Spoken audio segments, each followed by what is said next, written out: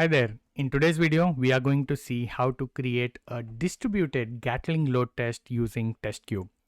So Gatling is a load testing tool, and we are going to see how to run a distributed load test using Testkube. To do that, navigate to your Testkube dashboard and then to your test workflows tab, and then click on add a new test workflow button. Here you will be presented with 4 different options to create your distributed load test. In this case, we would be creating it from an example. So we click that. On the next screen, it is going to ask us to choose a template. So Gatling basically allows you to execute load test with different build tools, including Gradle and Maven. So in this case, we would be using Gradle to create our distributed load test workflow.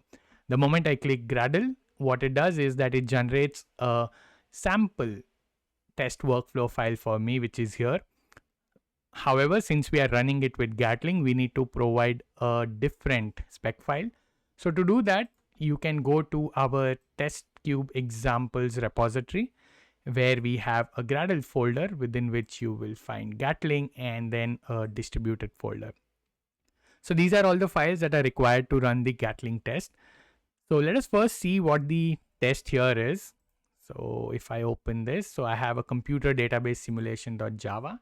So this is the actual Gatling load test that will be executed. So this basically is a database simulation test. So where it is basically accessing a file, getting a lot of details from it. It is adding some details to the file and eventually sending requests to it.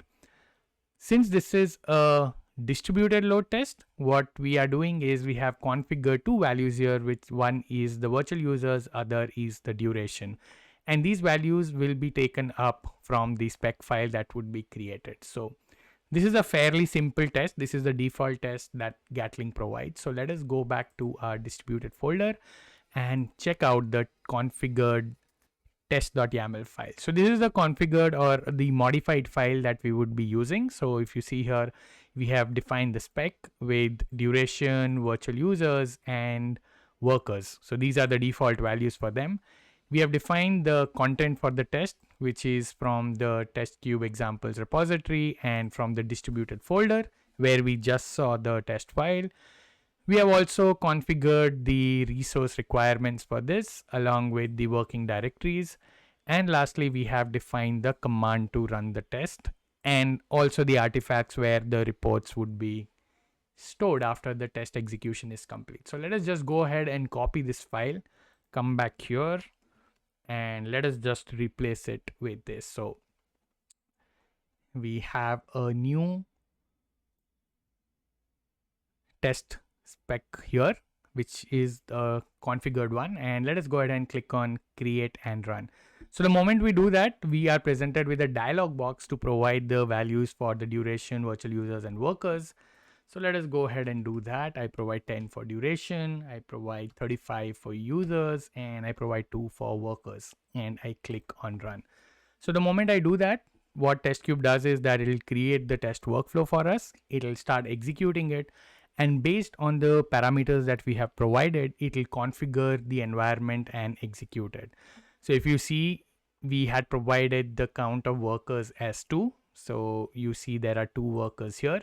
When I click on it, I can see the detailed logs of what exactly is happening. So I see this is the workers log. There is also the general log. And if I see here, the workers are all executing at the moment. They're running. So basically, they have the test that was cloned from the Git repository. So this content is then passed on to the workers, which would then start executing the test.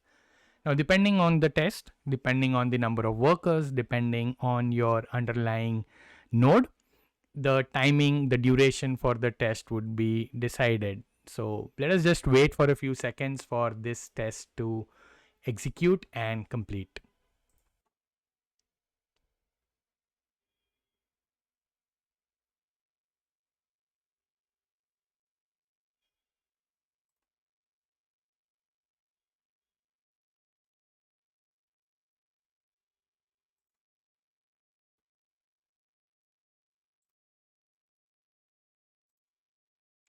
So if you see here, both the workers, the test has actually passed.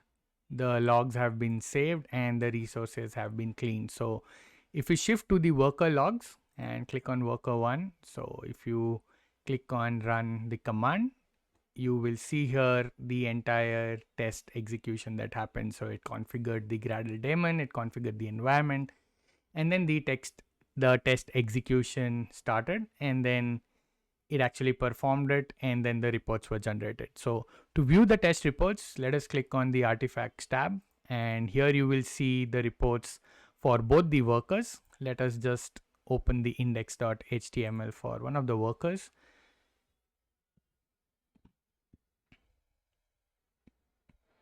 So yeah, this is where you are presented with the result of the test. So you see the number of requests, the response time, all the different requests that were sent, the number of active users. So if you remember, we provided 35 as the number of virtual users, and if you see, the users here are 35.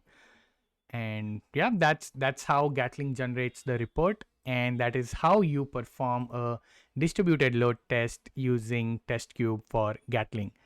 You can also check out our blog post to know more about running distributed Gatling tests in Testkube.